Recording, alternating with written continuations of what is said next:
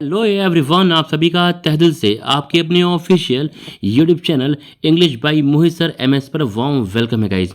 इस सेशन में हम बात करेंगे टाइम एंड टेंस की। जी हाँ दोस्तों, टाइम एंड टेंस ये टॉपिक बहुत ही इंपॉर्टेंट है और हर एग्ज़ाम में इसके बहुत सारे क्वेश्चंस पूछे जाते हैं। बिल्कुल मैं ज़ीरो से इस टॉपिक को मैं आपको पढ़ाऊंगा और ये दावा करता हूँ कि इस तरीके से आपने पूरे यूट्यूब पे टेंस को नहीं पढ़ा होगा। अगर आप हमारे चैनल पे नए हैं तो हमारे चैनल को करिएगा सब्सक्राइब और इस वीडियो को जितना ज़्यादा हो सके अपने फ्रेंड्स में शेयर करिएगा। चलिए गाइज, मैं आपको बताता हूं कि टाइम और टेंस क्या है और टेंस की टेंशन अब खत्म हो जाएगी, ये मोहित सर का प्रॉमिस है। चलिए मैं आपको समझाता हूं चीज़ें क्या हैं। देखिए, टाइम और टेंस की जब हम बात करते हैं, जब हम टाइम और टेंस की बात करते हैं तो इसमें दो टर्म हमारे सामने आते हैं। एक होता है टाइम, एक क्या होता है टाइम, एक होता है टेंस। और जब टाइम का जिक्र आता है, यानी कहने का मतलब यह है कि टाइम और टेंस दो अलग अलग बातें हैं। टाइम और टेंस दो अलग अलग बातें हैं। टाइम क्या है? टाइम एक यूनिवर्सल कॉन्सेप्ट है। टाइम क्या है? एक यूनिवर्सल कॉन्सेप्ट है और नॉन ग्रामेटिकल टर्म है। इट मीन्स कि टाइम का ग्रामर से कोई लेना देना नहीं होता है और टाइम एक यूनिवर्सल कॉन्सेप्ट है। हर जगह टाइम सेम होता है, मॉर्निंग, इवनिंग एंड नाइट, है ना। और टेंस के बारे में जिक्र आता है तो टेंस क्या होता है? टेंस एक not a universal concept. Tense एक यूनिवर्सल कॉन्सेप्ट नहीं है। हर भाषा की अपनी एक टेंस है और टेंस का जो दूसरा मीनिंग है वो क्या है? ये ग्रामेटिकल टर्म होता है।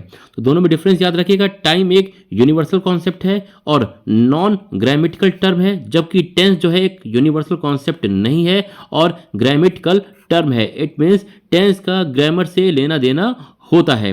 अब इसकी जो डेफिनेशन होती है वो क्या होती है, मैं आपको समझाता हूं। देखिए, टाइम की जो डेफिनेशन होती है वो क्या होती है?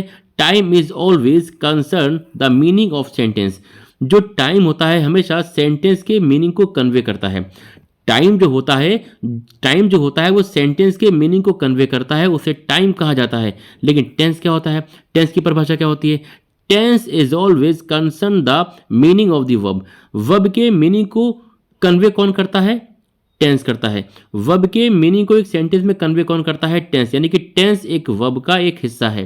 टेंस क्या है? एक वर्ब का हिस्सा है और टाइम का ग्रामर से कोई लेना देना नहीं होता है। ये सेंटेंस के मीनिंग को कन्वे करता है। आई होप टाइम और टेंस में आपको डिफरेंस पता चल गया होगा। टाइम अलग होता है और टेंस अलग बात है। वो बात अलग है कि टाइम की डिपेंडेंसी घूमकर किस पर आती है? टेंस पर आती है। इसको ध्यान में रखिएगा। अब मैं इसको शॉर्ट में समझाने के लिए मैंने आपको एक डायग्राम बनाया है। वो क्या है कि याद रखिएगा कि मैं आपको समझाता हूं, आपको बहुत अच्छे से समझ में आएगा। देखिए गाइस, टाइम प्लस एक्शन, यानी कि यदि टाइम को एक्शन के साथ जोड़ दिया जाता है, टाइम को एक्शन के साथ जोड़ दिया जाता है तो क्या बनता है? टेंस बनता है। इसको समझेंगे। टाइम को यदि एक्शन के साथ जोड़ दिया जाता है टेंस बनता है। मैं आपको समझाता हूं। देखिए, अगर मैं कहूं टाइम क्या है? प्रेजेंट है सपोज, है ना। एक्शन क्या है? चल रहा है, यानी कि कॉन्टिन्यूअस है। मैं एग्जांपल बता रहा हूं। टाइम क्या है? प्रेजेंट है। एक्शन क्या है? कॉन्टिन्यूअस है। अब प्रेजेंट प्लस कॉन्टिन्यूअस बराबर क्या हो गया? टेंस का नाम क्या हो गया? Present continuous. आपको बहुत बेहतर अंदाज में मैं समझा रहा हूं। इसी तरीके से आपको टेंस टॉपिक को पढ़ना है और टाइम और टेंस में डिफरेंस आपको समझना ही पड़ेगा। अब मैं आगे बढ़ता हूं और आपको समझाता हूं और सारी चीजें देखते हैं। देखिए, यहां से समझाते हैं, आपको बहुत ध्यान समझेंगे। देखिए गाइज, आपको समझाते हैं। देखिए गाइज, टाइम जो होता है इसको तीन हिस्सों में बांटा जाता है। टाइम जो होता है इसको तीन हिस्सों में बांटा जाता है, प्रेजेंट, पास्ट और फ्यूचर। मैं फिर से बताता हूं, टेंस तीन नहीं होते हैं, टाइम तीन होते हैं। याद रखेंगे, टेंस तीन कभी नहीं होते हैं, टाइम तीन होते हैं, प्रेजेंट, पास्ट और फ्यूचर। और मैं कुछ बातें और बताना चाहता हूं। जो ओल्ड ग्रामेरियंस है, जो ट्रेडिशनल ग्रामेरियंस है, वो कहते हैं टेंस तीन होते हैं, प्रेजेंट, पास्ट और फ्यूचर। जो ट्रेडिशनल ग्रामेरियंस है वो कहते हैं टेंस तीन होते हैं, प्रेजेंट टेंस, पास्ट टेंस और फ्यूचर टेंस। लेकिन जो मॉडर्न ग्रामेरियंस है, जो आज के ग्रामेरियंस है, वो क्या कहते हैं? टेंस दो होते हैं, प्रेजेंट टेंस और पास्ट टेंस। वो जो मॉडर्न ग्रामेरियंस है, फ्यूचर नाम के टेंस को टेंस नहीं मानते हैं। फ्यूचर नाम के टेंस को क्या मानते हैं? वो टाइम मानते हैं। याद रखिएगा, जो ओल्ड ग्रामेरियंस हैं, जो ट्रेडिशनल ग्रामेरियंस से वो कहते हैं तीन टेंस होते हैं और जो मॉडर्न ग्रामेरियंस से वो क्या कहते हैं? वो कहते हैं दो टेंस होते हैं, प्रेजेंट और पास्ट। वो फ्यूचर नाम के टेंस को टेंस नहीं मानते हैं, वो क्या मानते हैं, उसे टाइम मानते हैं। इसको ध्यान में रखिएगा। लेकिन फिर भी हम पढ़ेंगे प्रेजेंट टेंस, पास्ट टेंस और फ्यूचर टेंस के बारे में। देखिए गाइज, मैं इन तीनों टाइम को 4 हिस्सों में बांटता हूं, indefinite, continuous, perfect, perfect continuous. और याद रखेंगे, और मैं आपको समझाता हूं कि इंडेफिनिट को कैसे पहचानेंगे। अगर आपके सेंटेंस में V1, V2 या V5 दे रखा हो तो आप उसे क्या कहेंगे, इंडेफिनिट।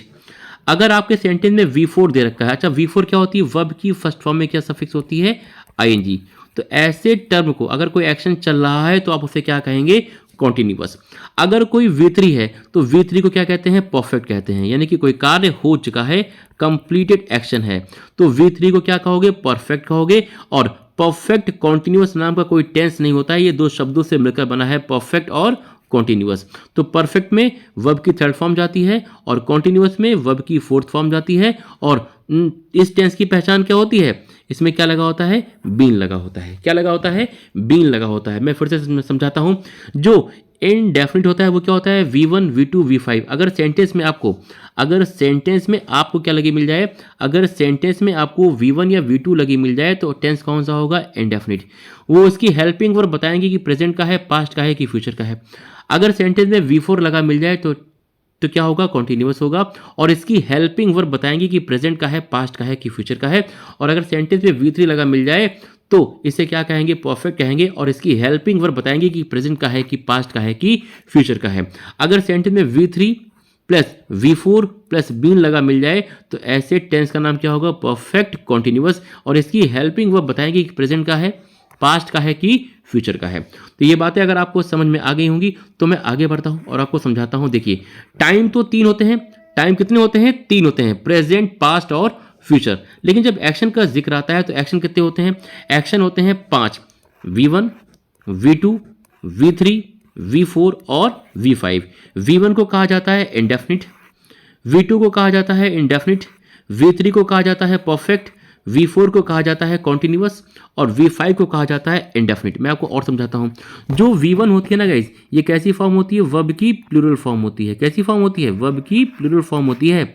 और जो आपकी V5 होती है ना गाइज, ये कैसी फॉर्म होती है, सिंगुलर, यानी कि एक वचन में लिखी जाती है। तो दोनों में डिफरेंस याद रखिएगा। V1 कैसी फॉर्म है, प्लूरल है।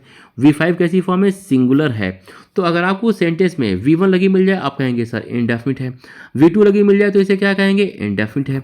V3 लगा मिल जाए क्या कहेंगे, परफेक्ट है। V4 लगा मिल जाए तो कॉन्टिन्यूअस है। और V5 लगा मिल जाए तो इंडेफिनिट है। अगर इसके साथ जो भी हेल्पिंग वर्ब लगेंगी, सपोज इज MR के साथ अगर ing है तो क्या कहोगे, प्रेजेंट कॉन्टिन्यूअस। वॉज वर्क के साथ ing है तो क्या कहोगे, पास्ट कॉन्टिन्यूअस। हैज हैव के साथ थर्ड फॉर्म है तो कहोगे प्रेजेंट परफेक्ट।